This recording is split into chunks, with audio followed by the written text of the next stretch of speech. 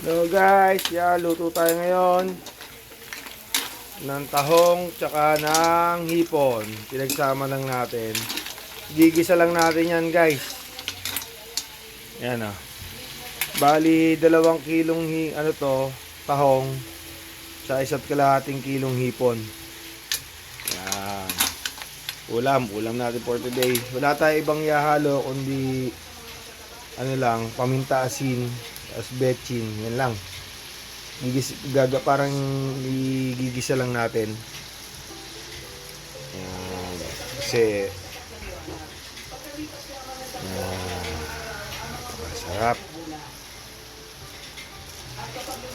Yan.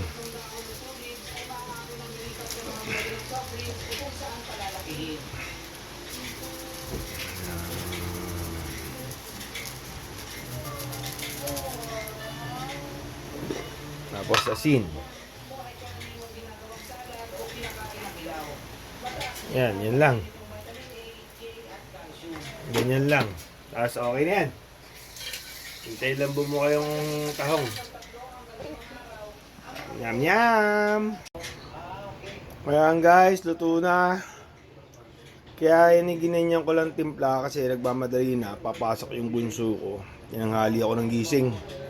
Para mamaya kung gusto ko gataan, gusto ko sabawan, at least gisado lang. Ginisa ko lang. Yum, yum, yum. Let's eat.